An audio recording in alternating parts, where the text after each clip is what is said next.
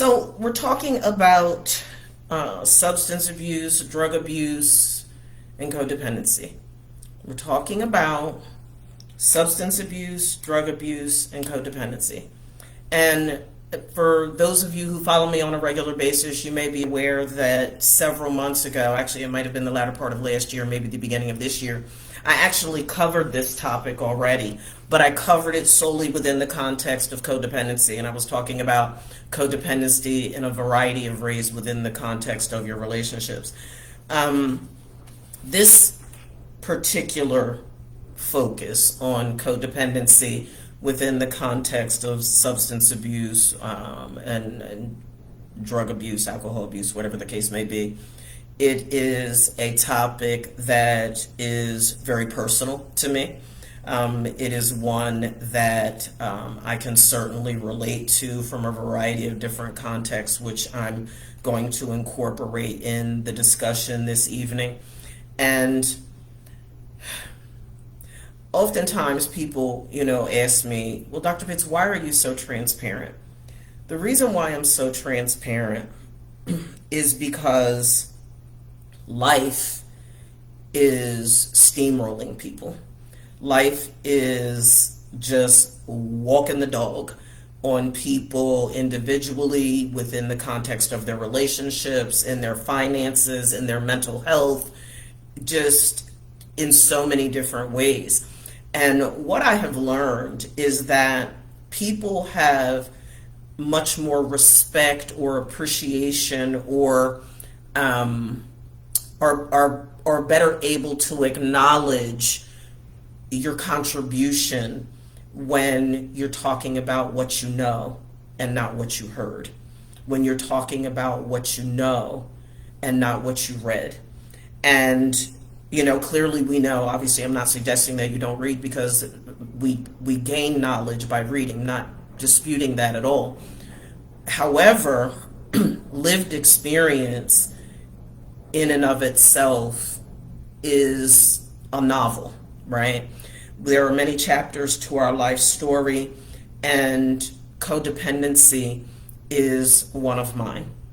And I want to share this with you from a very personal perspective, but more importantly, I'm going to share it with you from a clinical perspective, because I'm hoping that you will create the unity between the PhD from the School of Hard Knocks of Life, as well as the formal education and training as a licensed therapist and life coach. So a big part of why I developed codependency, particularly in a specific, actually two specific romantic relationships with partners who were substance abusers, is because I went through a season of my life in the trenches of my woundedness, where, contrary to what people think, and nobody ever believes me when I say that I really did battle with low self-esteem once upon a time, but I did, but I was just very good at masking it in a lot of ways. But when you look at the symptoms of codependency, I showed up in them. Low self-esteem, people-pleasing, very poor boundaries, very reactive. You hear me talk about reactivity all the time, because what I say to you is, if you find yourself navigating life in this persistent state of reacting, then you don't have the power and control. You're not exercising the power and control that you have over your life. You're forfeiting that power and control to the people, places, things, experiences that are causing you or influencing you to behave in a certain way. So also, I've been a nurturer my whole life. I was a mother hen my whole life, and just very nurturing, very much a caretaker, very much a giver with a servant's heart. But it literally trickled over. And I remember thinking at a very young age that, and I don't know if I've ever shared this with you, so I'm going to share it now. So I remember thinking at a very young age that it really bothered me seeing so much hurt and pain and distress around me every day in my family, in so many contexts, in my community, just seeing people of color being depicted on TV or in the news or whatever the case may be. And it seemed to me as a child and as an adolescent that people were experiencing an exorbitant amount of pain. And I felt it. I felt it so deeply. And I went through periods, I believe, where I internalized it long before people were throwing around this word empath like, it was a frisbee. I definitely look back in retrospect and I realized that I was very empathetic. So I felt people's pain and I wanted to be instrumental in helping people to not hurt. So at the age of 16, I went up for altar call at Emphasis Pentecostal Church, which is now the Tabernacle of Praise at 393 Magnolia Street in Salem, New Jersey. I went up for altar call and I prayed. And my prayer was that God would make me, to my family, my friends, my community, and the world, what Moses was to the children of Israel. And of course, in the innocence and purity of a wounded child's heart, I had no idea the depths of what I was really asking God for. But I prayed that prayer from a very authentic, from a very sincere place, because as a child, I wanted to be instrumental in helping people to not hurt. I wanted to be instrumental in helping people to heal. I wanted to be instrumental in helping people to be comforted. The problem with that, though, is just like anything else. Anything in excess can prove to be problematic in your life. So when you look at some of the positive characteristics that you have, like caretaking, for example, caretaking in excess can lend itself to you becoming a contributor to a codependent relationship. I was very controlling. Some may even argue that I'm very controlling now. But the control came from the woundedness in getting to this place and space where I believed that if I could control situations and circumstances and people, that it would be helpful to me in diminishing the amount of pain that I was experiencing. So I was very deliberate and intentional in being very controlling and being very overbearing and being very domineering, because I am a type A personality. But that control lended itself to codependency because I ended up putting on this superhero cape and believing that if I could love them enough, if I could nurture them enough, if I could breathe life into them enough, if I could extend enough grace and mercy and all of these things, that somehow it would be instrumental in helping the substance abuser want to get clean and stay clean and not do drugs and or alcohol anymore. There was also a season of life where, though very articulate, though very strong when it came to being an orator, there were also, particularly where the two relationships were concerned, where the communication was dysfunctional. And that dysfunctional communication further created more codependency within the relationship. I've shared with you before that there was a season of my life in the trenches of woundedness where I was a textbook case study of what it meant to be an anxious, preoccupied, insecure, attached person. And because of that, I was obsessive. It's like in both of those relationships, those individuals were the center of my universe. And I literally obsessed over my love for them. I obsessed over how I was going to help them. I obsessed over how we were going to live happily ever after when the drugs and the alcohol and all of the dysfunction that came with those experiences didn't dominate our life anymore.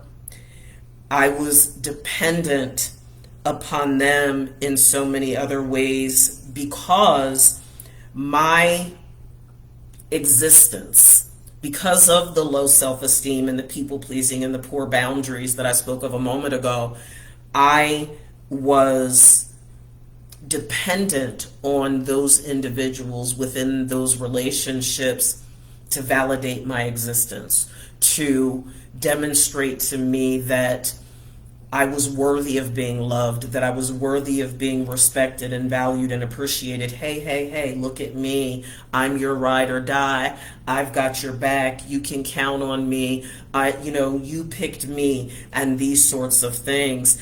And that dependency was rooted in my fear of abandonment. It was rooted in my fear of rejection. It was rooted in my fear of failure. And what was further problematic in these codependent relationships is that I was in denial. I was absolutely positively in denial about the fact that I was codependent. And it wasn't until, I would say, probably about 2005. I want to say it was roughly 2005 when my cousin called me and we were talking, and she was sort of gently, leading up to, hey girl, we need to get you straight because this behavior is not okay. But what she did in a very loving way, she was like, hey, read this book, think that you'll really like it. It's going to be really eye-opening for you. It's called Codependent No More by Melody Beatty. Codependent No More by Melody Beatty. And reading that book, and I use it today in my practice with my clients that I work with that have codependency issues. But reading that book was a game changer for me. Reading that book was transformational. It was just transformative. It was so instrumental in helping me to realize that for as much as I had proclaimed that I always wanted to be a part of the solution within the context of codependency within my romantic relationship, I was a part of the problem. I was a part of the problem because total transparency, I loved each of those individuals when I was in those relationships more than I loved myself. I loved each of those individuals. I won't go as far as to say more than I loved God. It certainly appeared based upon my behavior that I idolized both of those individuals. And if any of you know the Word of God, you know that the Word of God clearly instructs us that God hates idolatry. But I idolized both of those individuals in those relationships, and during the time of those relationships, each one of them was my God for the period of time that I was in the relationship with them. And with that, it came this weird dichotomy. It was this weird, imbalanced interaction that was just dysfunctional and crazy and led to problems in intimacy. And I'm not talking about physical intimacy. The physical intimacy was not an issue. I'm talking about intimacy as it relates to being able to be open and honest and vulnerable and transparent. Was not able to do that out of fear of being judged and criticized, because oftentimes when you're dealing with someone who has a substance abuse issue, they have developed mastery in flipping things on you. They have developed mastery in heightening the focus on your flaws to deflect from the flaws that they're coming into the relationship with as it relates to the behaviors, where the abuse is concerned. Problems with intimacy as it relates to shame and weak boundaries. As I look back, I'm going to be 57 years old in, I think it's like 6 weeks or so. Yeah, 6 weeks. I'm going to be 57 in 6 weeks.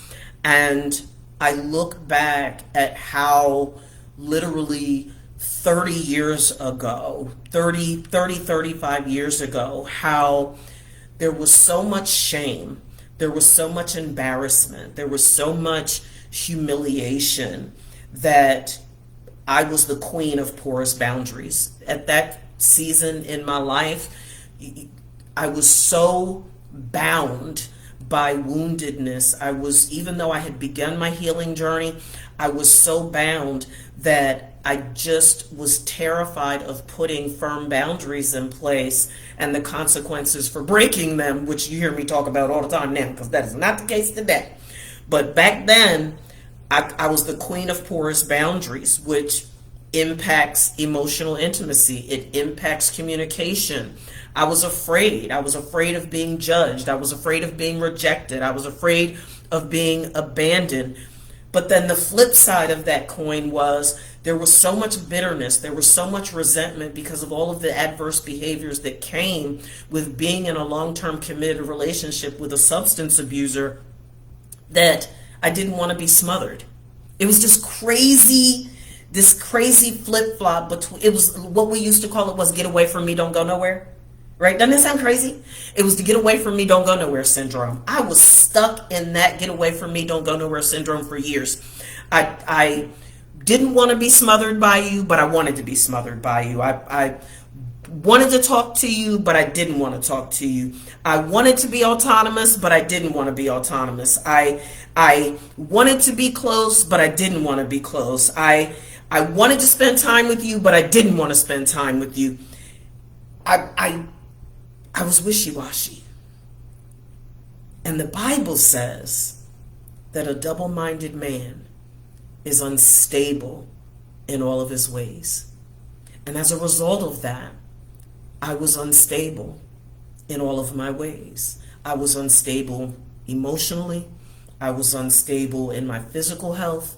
I was unstable financially. I was unstable spiritually. I was unstable in my other relationships with family members and friends and colleagues. I was unstable in my career. I was unstable in my parenting. I was a mess. And I was a mess because I allowed myself to be entrenched in codependency. Someone on Instagram said that I was them. So I thank you for saying that, because so oftentimes part of what keeps us stuck in these codependent relationships is the embarrassment, the shame, and the humiliation of thinking that we're on an island by ourselves. Nobody could possibly relate to what we're going through. And that could not be further from the truth. There was a wealth of painful emotions that kept me anchored, like a boat anchor on a yacht, that kept me anchored to this codependent behavior. It was, I already said, I've said it probably like 6 times. It was shame. It was low self-esteem. It was fear. I said one time during a speaking engagement, I was speaking at a conference in Los Angeles. I want to say that was back in 2006. I was speaking at a conference in Los Angeles, and I said, I'm afraid to leave, and I'm afraid to stay. I was afraid. I was so stuck in the quicksand of codependency. I was dealing with the embarrassment and the shame and humiliation of the relationship failing and the mistakes and the fact that in both cases I was told to not enter those relationships, and I did my own thing and I did what I wanted to do, and I was going to love them past their pain. I was going to be the reason that they got clean and they stayed clean and they were sober and lived happily ever after, stronger and healthier and better than anybody could ever imagine. No other female that they had ever been with was going to have a positive impact on their life to the degree that I was going to. And when my reality became more clear that, girl, you are not God. You cannot heal. You cannot deliver. You can be an agent of healing. You can be a source of comfort, but you are not the ultimate healer, and you are not the ultimate deliverer.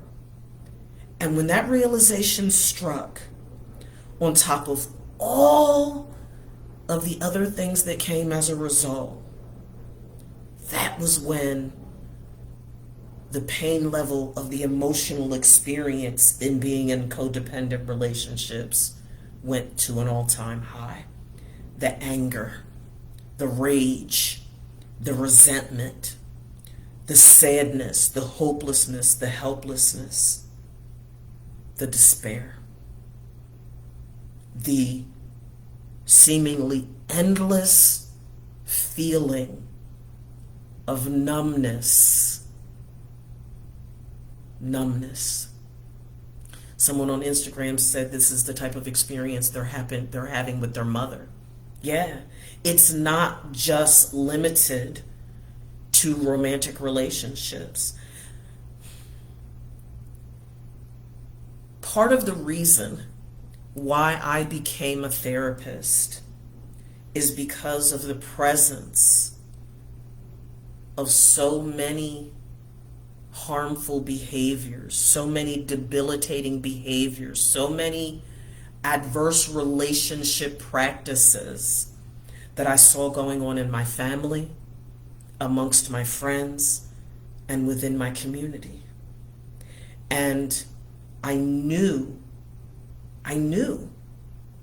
since 6th grade that I wanted to be a part of the solution.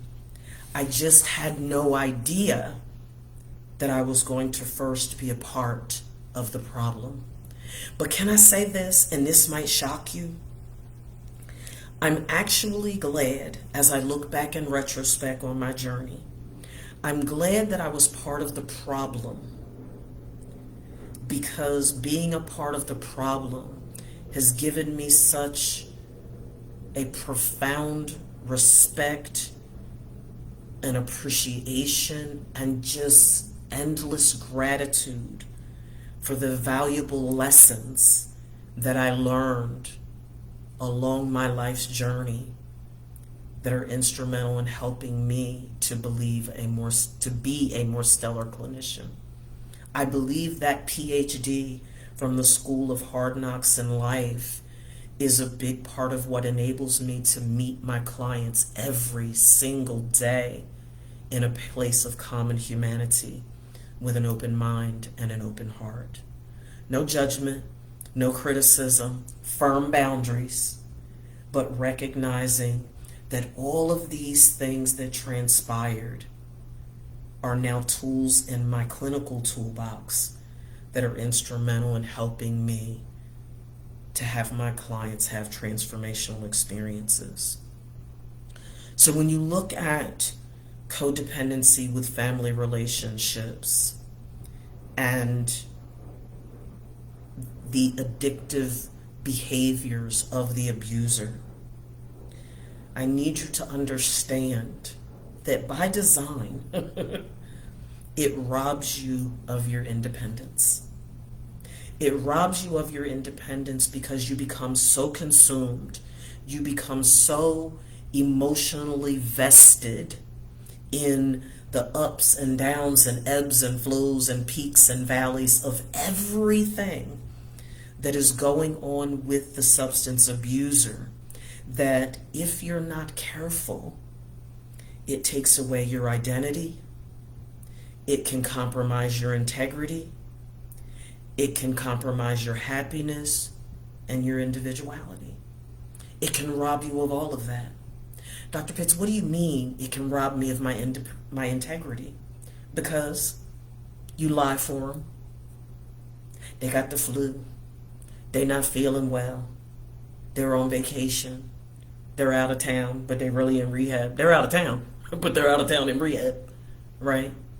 So you end up lying to yourself and others. You lose you in the process. And what ends up happening is you become an enabler. You become an enabler because you become so, clinical term, enmeshed with the substance abuser that you don't even realize that you're getting something out of enabling them. Remember, I said a few moments ago that in both of those relationships, I had to come to the realization that my existence was being validated by my presence in their life. My existence was becoming validated by them needing me. And people will argue me down. Yeah, somebody on Instagram said some people think that they're saving or protecting the person. Yeah, that's the cognitive distortion. That's the cognitive distortion, and that's what they tell themselves. But in actuality, they're getting something out of it. You know why? Because if they weren't, they wouldn't do it. I bet you can't think of one person in your life that does anything without expecting something in return. What's so unfortunate about codependency is that there are occasions where people don't realize that they're doing what they're doing because they're getting something out of it. They're in denial about it, but I'm going to talk about that in a few moments. So here's what I want you to do. I am going past 7:30 tonight. I don't have a session at 8 o'clock. I want you to have a come to Jesus with you. I want you to be real with you. And I want you to ask yourself these questions. What am I being provided from this codependent relationship? What am I being provided from this codependent relationship? Be honest. You got to be honest in order to confront it. Secrets keep you sick. The first step to recovery is admitting that you have a problem. You cannot be healed, delivered, set free, confront, or conquer codependency if you won't acknowledge that you're codependent. Ask yourself, what do I need? What fulfillment am I getting from protecting this other person? What needs are being fulfilled? What am I getting from protecting the feelings of the substance abuser that I'm having the codependent relationship with? For me, it was, I'm expressing my love. I'm expressing my staying power. I'm expressing that you can count on me, that I'm your ride or die, that I'm your go-to person. I'm going to be the one that's not going to abandon you. I'm going to be the one that's not going to reject you. I'm going to be the one that you can count on. Ooh, ooh, ooh, look at me. I'm your Shiro. I got you, babe. You can count on me. You can count on me. I'm not going to let nobody speak bad about you. I'm not going to let nobody kick your back in. I'm not going to let nobody handle you crazy. I'm going to protect you. I'm your hero. What comfort is provided when your feelings become parallel with the substance abusers? Are you telling yourself how empathetic you are? Are you telling yourself how sympathetic you are? Are you telling yourself that you are trustworthy and that you are dependable and that you are reliable and that you're not selfish and self-centered and self-absorbed and you are capable of being fully present? Somebody on Instagram said you feel needed. Yeah, that part. Being that superhero for the abuser makes you feel needed because you have unresolved personal deficiencies. You have unresolved adverse childhood experiences. You've got your own tractor trailer full of unaddressed trauma, and you need to feel needed. You need to feel like somebody somewhere loves you and cares about you and all of those things. There's a deeper impact though. Codependency isn't just about you and the substance abuser. There's a ripple effect. As a therapist, everything for me as a licensed couple marriage and family therapist, all of my core curricula was grounded in what we call family systems theory. So everything that we did looks at relationships systemically. In other words, we don't look at things through a tunnel vision. We don't just see your problem as your problem. We look at the root. We look at all of the other contributing, i.e. systemic factors that are informing and influencing how you think, feel, function, and navigate life. And that's where it gets even muddier, because substance abuse impacts family relationships too. A person that is abusing drugs or alcohol does so with the highest form of selfishness.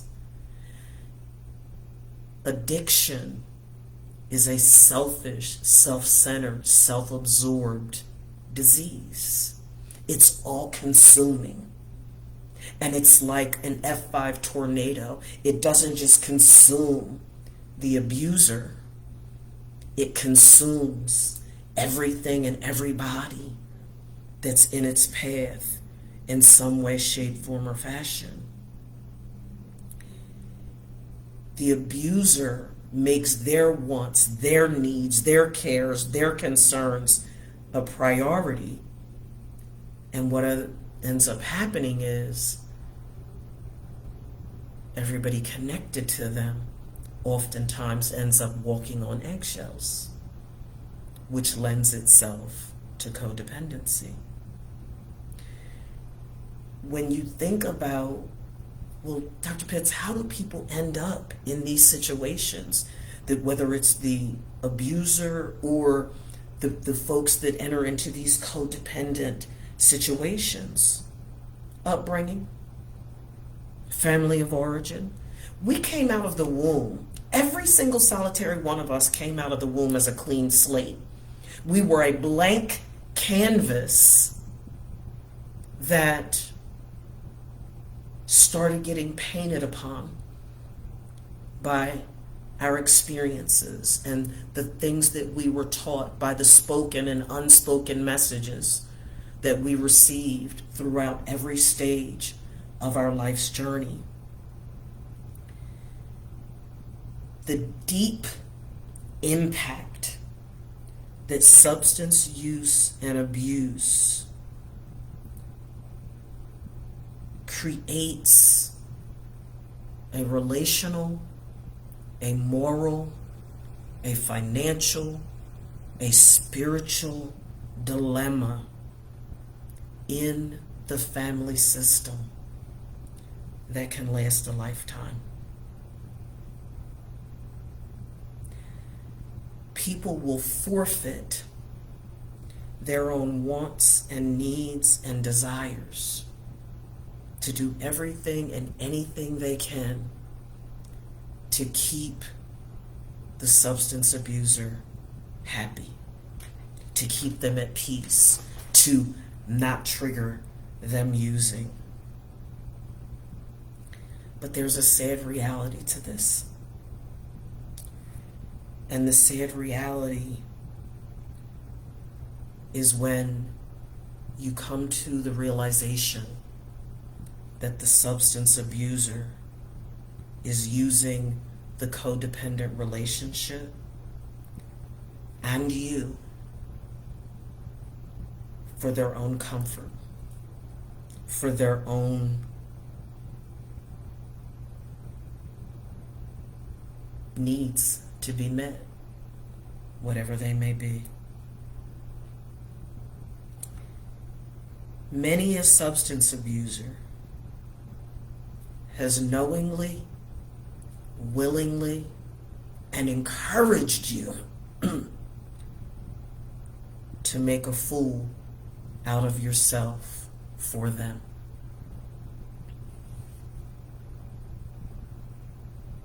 In one of my relationships, my partner actually said that to me.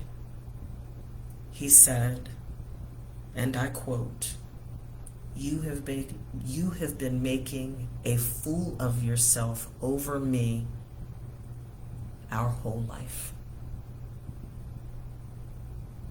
It's just as serious. And you know what? As hard as that was to hear, as embarrassing and as humiliating as that was to hear, I couldn't even be mad because he was right. And what's even more saddening, what's even more disheartening, what's even more embarrassing and shameful is that though the other partner didn't say it, it was applicable in that relationship too. I'm not ashamed today. I'm not embarrassed or humiliated today to admit that to you because I had to own that. I had to acknowledge that. I had to confront that. I had to make peace with that. I had to forgive myself for that so that it would be instrumental in helping me in my healing journey.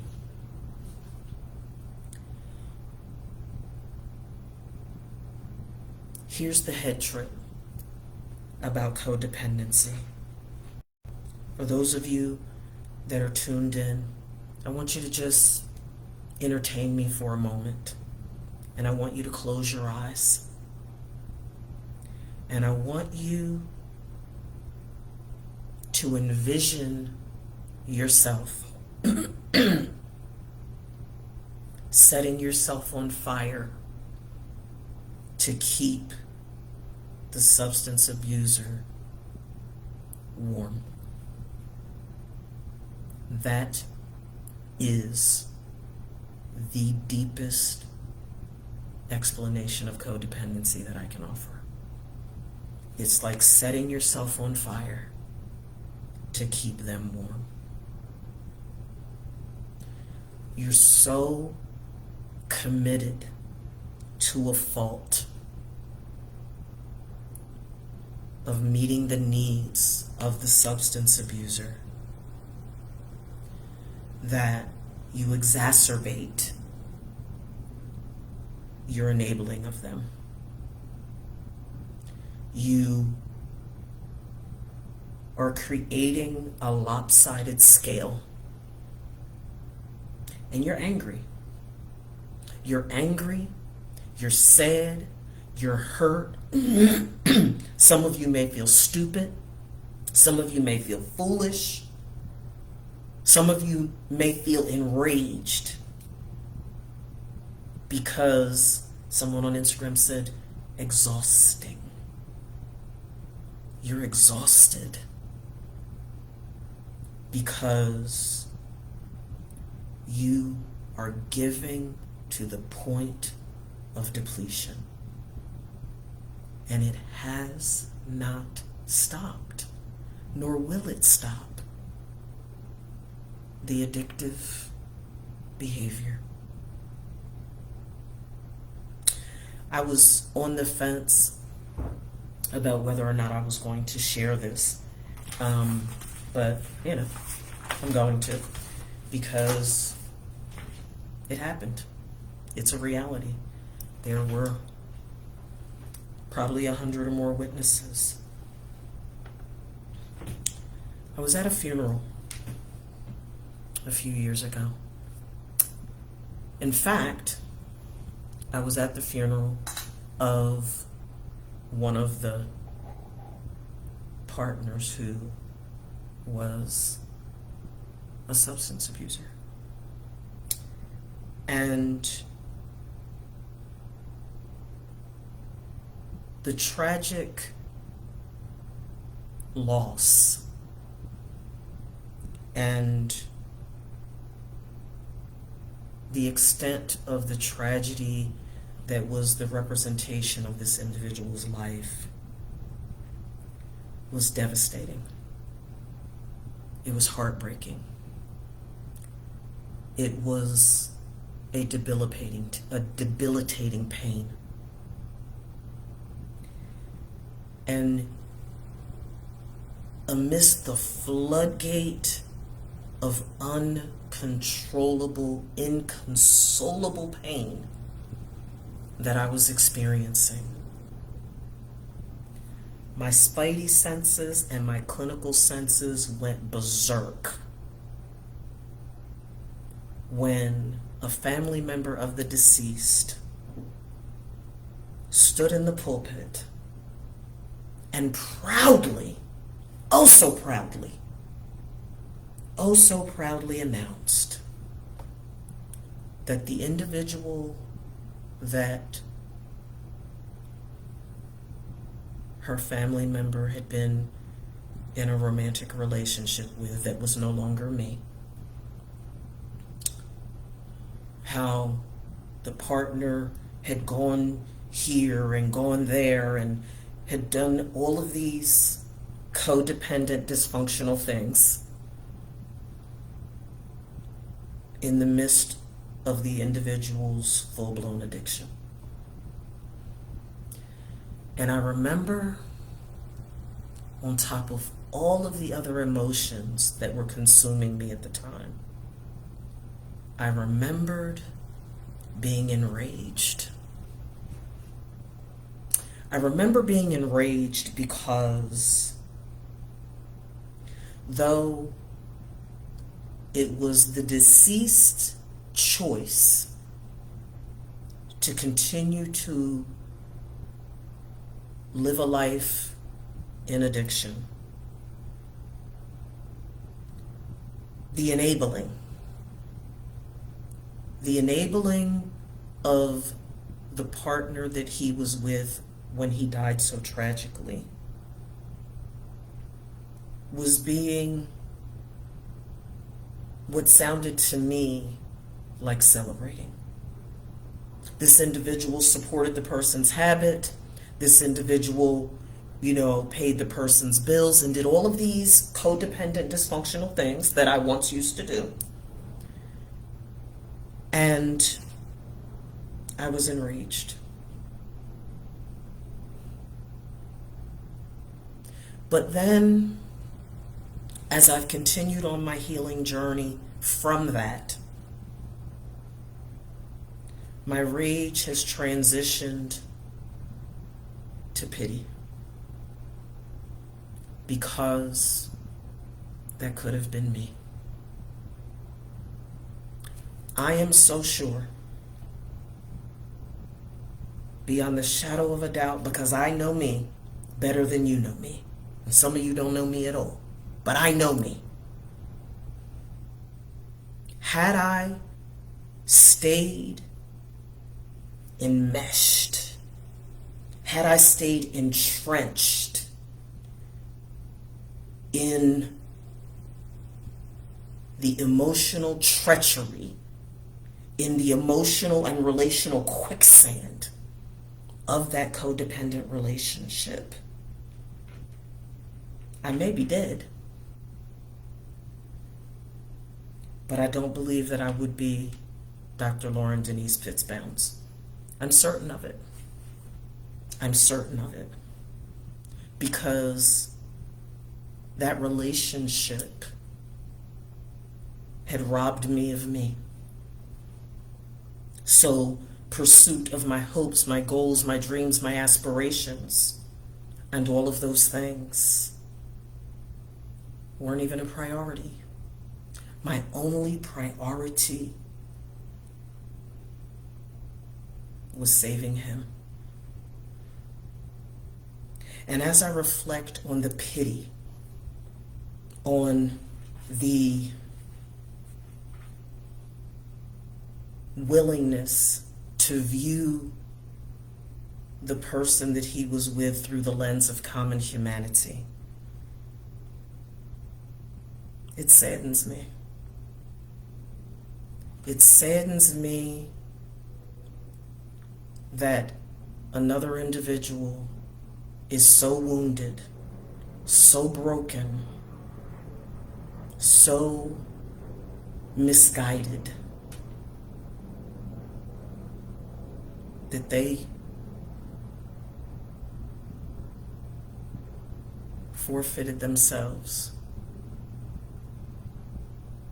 for someone who still ended up dying in the midst of full-blown addiction.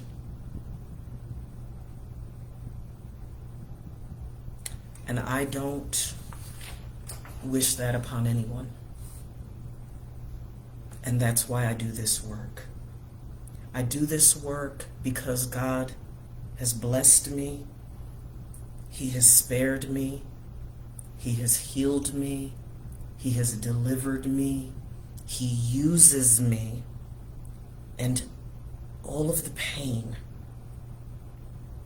all of the suffering, all of the embarrassment, the shame, the humiliation, all of the things that came as a result of this horrific codependent journey in both of these relationships, God uses it and equips me to help you.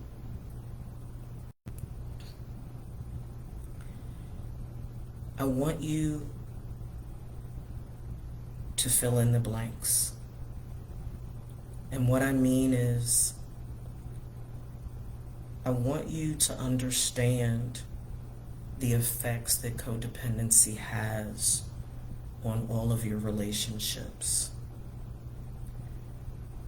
What we know to be true about even healthy relationships is that we're impacted by the people that we're connected to. And because we're impacted through the people that we're connected to, whether it be personally, professionally, academically, it doesn't matter. We're impacted by our circle of influence. Those with whom we have relationships have the ability to influence and inform how we think, feel, function, and navigate this thing called life. And what I want you to really wrap your heart, mind, spirit, and soul around is this. And be honest. If you have not already, if you stay in a codependent relationship and you don't do anything to heal it, and the substance abuser continues to abuse substances, you will undoubtedly assume some of the qualities of that person. I'm not suggesting that you yourself will become a substance abuser. I'm not saying that. I'm talking about from a character standpoint. I'm talking about emotions and psychologically. I'm talking about morals and values and beliefs and attitudes. you will assume some of their qualities. You will assume a role that complements their dysfunction. You will assume a role that counteracts some of their qualities. They go high, you go low. They go low, you go high. It's a vortex. It's cyclical. And you get caught in the vortex of codependency. They will change you.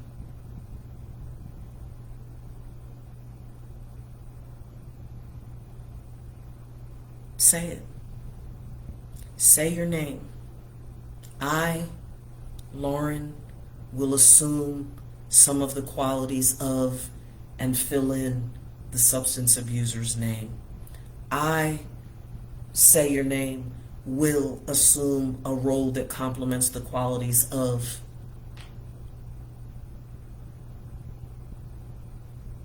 It's happening, whether you want to admit it or not. Ask your friends and family members if they think you act like them. Well, you know, when he is in a bad mood, you do be in a bad mood. You know, when she acting crazy, you do be acting a little crazy. Oh, they'll tell you. If they love you enough to tell you the truth, they'll tell you. So here's the thing. I want to give you a couple of more points. Then I'm going to tell you what to do about it. So there's some roles.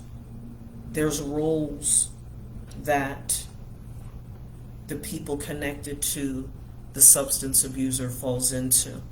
And as you're listening to me give you the descriptors of the role, I want you to be honest and to admit whether it's you or what family member or friend falls into this role. So the substance abuser, that's Captain Obvious. You all know who that person is. It may be you. I don't know who's logged in. I don't know everybody who's logged in. The substance abuser is the person that's generating the most attention. The substance abuser is the person that's acting out a lot of the family's untreated guilt and shame and problems, and they're self-medicating their own pain and issues. They're the person that creates all of the chaos because of the substance abuse. And then you have the primary enabler. You're the person that you experience denial and you minimize and you make excuses for them and you attempt to manage everything and everybody, and you're reinforcing the core negative interaction pattern that the family is in because of your enabling. You believe that the substance abuser is the primary problem. But as the enabler, you're the one that's dousing the fire with gasoline. Then you have the martyr. The martyr is the person or the people who see themselves as the victim of all the substance abuser's behavior. They're the one who screams, yells, hoops, and hollers, and cusses and fusses, asking for help. But then they reject the help when you offer it because they got this. They're going to leave when they get good and ready to leave. They're going to do this when they get good and ready. They're going to do that when they get good and ready. I got it. They're the martyr. Then you got the hero. That's the overachiever in the group. That's the perfectionist in the group. That's the person who has all the answers, so they're not willing to listen or follow suggestions from the clinician or people on the outside looking in that can see the dysfunction going on. I got this. Mind your own business. You worry about your own family. Worry about your own kids. Worry about your own man. Worry about your own woman. Worry about your own sister. Worry about your own brother. I got this. We gonna handle this. It's okay. It's not that bad.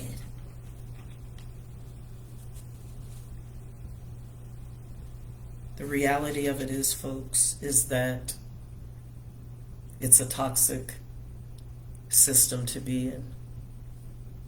And there has to be a willingness of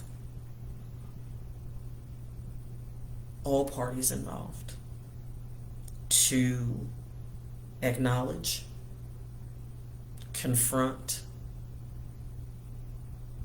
and behave in ways that will conquer the codependent relationship and the codependent family system. And let me just tell you, I remember my mom used to say in one of the relationships that he was as cunning as a snake and could, because of how charismatic he could cause you to question if your arm was broken, and you know that your arm is not broken because he was so charismatic. And that's the thing that you need to remember, that substance abusers are masters of manipulation. They have the ability to treat the enabler in particular like silly putty or Play-Doh. And I know because I've had it happen to me. They will use guilt, fear, hope, victimization. One of the last things that one of the partners said to me when I drew the line in the sand and said, I'm just not doing this anymore. He flipped out on me and, how can you call yourself a friend, and you're not this and you're not that and you're not the other, and the whole 9 yards. Okay. In your heart of hearts, you know that to be a lie. But here's the funny. There was a point in time when that would have worked to get me to stay. Somebody on Instagram said they like attention. Attention whores. Yeah. Absolutely. Most definitely. But that guilt, fear, hope, and victimization that they use, they'll promise you marriage. They'll promise you jewelry. They'll promise you houses and cars and fidelity and they'll promise you all of the things. One of the most amazing things that one of my partners said to me was, he said, I'm a crackhead. I'm going to do what crackheads do. I'm going to lie. I'm going to cheat. I'm going to steal. I'm going to manipulate. I'm going to do what crackheads do. And as crazy as me saying that to you might sound, I had a tremendous amount of respect for him for owning that. And it shifted how we interact because he no longer had to lie to me. I created an emotionally safe space for him to just be honest. Just tell me what it is. And he did. He did. And I never felt manipulated again by him. So, Dr. Pitts, what do we do? Well, first and foremost, you have to understand the root of your codependency. You have to acknowledge that you have a problem. But more importantly, you have to get down into the blood, guts, and gore of it and really give yourself permission to take the deep dive into your wounded self and get clarity on why you're like that. And then Own that so that it can be addressed. You have to work to improve your self-esteem. Remember I said to you in the beginning that there was a period in time where I loved each of them more than I loved myself, which made it so much easier for them to mistreat me in the midst of their addiction. And that was one of the things that became clear to me as it related to some of the other women that they found themselves in relationship with. And because I started assessing, I'm like, They targeted women who were weak, who were dealing with low self-esteem and low self-worth and abandonment issues and rejection, all of those things, because that's what they do. They target people that they can use. So you have to work to improve your self-esteem. You have to understand the importance of your value and of your worth so that you can put boundaries in place regarding how you deserve to be treated. Those boundaries are important, but they're only good if you enforce them and have consequences in place for violating them. One of the best boundaries and the best consequences that I ever put in place was that I'm not going to be your victim anymore. I am going to get healed from codependency. I don't have a drug problem. I don't have an alcohol problem. You were my drug of choice. You're not going to be my drug of choice anymore. I am getting man-sober. I'm getting free from the hold that you have on me. And I did that. Because I was tired of my mom asking me, what kind of hold does he have on you? But I did it for me, not for her. From a clinical perspective, you also need to understand what your relationship attachment style was or is. Back then, I was anxious, preoccupied, insecure attachment style. I was needy. They were the center of my universe. You have to strengthen your communication skills. You have to learn how to assert yourself. You have to learn how to practice the ministry of no. You have to learn how to be clear on what your needs are, how they're going to be met. You have to be clear on what you are not willing to tolerate. You have to stay true to you. But you can't stay true to you if you don't know who you are. You have to. Focus on personal growth. Choose to take the necessary steps to be a stronger, healthier, better version of you. You're worth it. But it doesn't make a difference if I think you're worth it if you don't think you're worth it. You have to educate yourself. Educate yourself about codependency. Educate yourself about substance use and abuse. This is going to sound crazy. One of the things that I obsessed over in each of these relationships is I was a walking crack cocaine encyclopedia. I studied anything and everything that I could find about the impact of crack cocaine on the brain, on everything. I studied it religiously because knowledge is power. And one of the greatest lies ever told was what you don't know won't hurt you. Yes, it will. You have to educate yourself and learn more about codependency and learn more about substance abuse. Practice mindfulness. What's mindfulness, Dr. Pitts? Mindfulness is the way of thinking that teaches you to be present. It's okay to plan for the future, to think about the future and all those things. But instead of ruminating, obsessing on the past or worrying about the future, you focus on the here and now.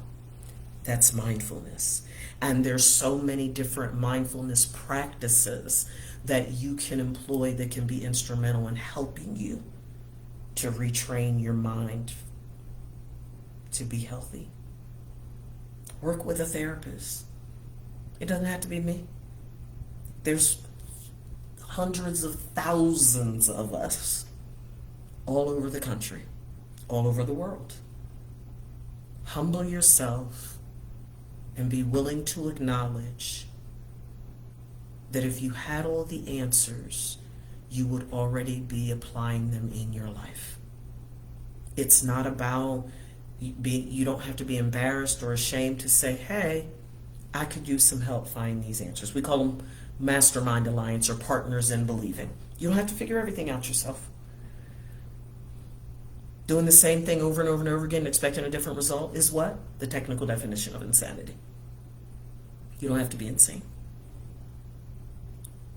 You have the ability to break free from the codependent cycles that you found yourself in. And you can start right now, this very moment, and make the decision that you're going to break the cycle. It takes courage. It takes humility. It takes strength. For those of you that are believers, it takes faith and trust in God.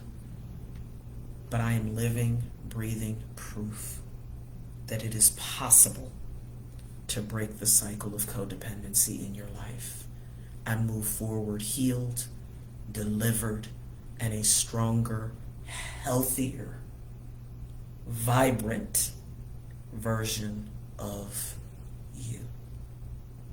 And you are worth it. You don't have to be codependent another day, but the choice is yours. That's all I have for you. Thank you for tuning in tonight, and I hope to see you back next week. Have a great evening, everybody. Bye-bye.